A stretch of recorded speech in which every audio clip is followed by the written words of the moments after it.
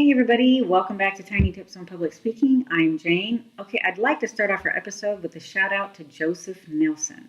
Joseph is a terrific debater from George Washington University. He's spending the year at the London School of Economics, and he was kind enough to come over to Paris last week and help the officers at the French War College prepare for the Lafayette debates, which will take place in Washington next week. The link is in the well below.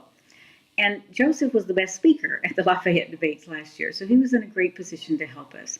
He did an amazing job. He's just a wonderful all-around guy and a really an intellect that I really respect. So, Joseph, thank you very much. And that would be my son's pizza. Back in a minute. Okay, pizza's out of the oven. We're good. Let's go. All right. In our last episode, we talked about what happens when you move from French into your target language, generally English, at least for my clients. You're a reduced person. There's something you really can't get around. You got a reduced arsenal of expressions. That depth of memory just isn't there. You have to accept that. It's a little pie in the sky to think you're going to just have the same personality go from one language into the other. Despite this, I still recommend you not go through that interpreter, right? So you're on this road. It's a lot more. It's a harder road. But what do? You've got those remarks in front of you, and I do recommend, by the way, that you write your own remarks, especially in the borrowed language, because you already control far fewer things, right? So you want to own those expressions as much as possible and control that message. So here you are, you're preparing your remarks. What do you do about that introduction? Let's get down to nuts and bolts.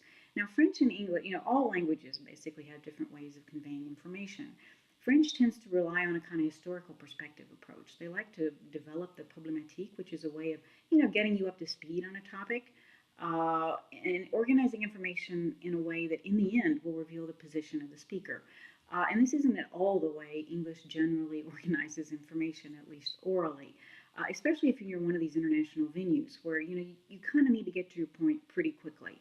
Now, this doesn't mean you need to just blah, just come up with a bunch of figures and say this is what we need to do about Greece, right? But what you want to do is you want to create a hook. You want to just that kind of historical information. You got to understand people in your meeting. There's a lot of this stuff that's already going to be discussed, and things have already happened during the coffee break, and all of the native English speakers in general have made deals during that coffee break. So that really nice speech that you're making may be for naught unless you're aware of what's going on around you. So first of all, be aware of what's going on around you. Don't feel like you've got to give all the historical perspective on this. And when you sit down, when you come up with those remarks, think of something punchy and think of something that makes it real. What really works for my clients, I've noticed, is that you start with a situation like let's say you're talking about Greece, right? Your office is crunching a bunch of numbers about Greece most of the time.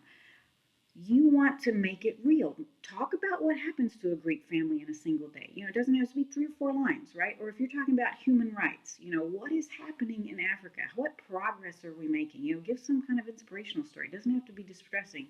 Or a health hazard. Talk about these, Ebola. Every government has some amazing story about Ebola, about setting up that field hospital, about the obstacles that they encountered. So think of a small story or a small situation, something that illustrates your point in real terms, okay? And then you end that first little part of your remarks, not the end, but just the first little part by saying, here's what we should do when we move forward. And this is why we believe, or not even this is why, but, we need to do this moving forward. And then you can expound on that afterwards. So I hope you've enjoyed this. I look forward to seeing you next time on Tiny Tips for Public Speaking, where we'll talk about the body of those remarks.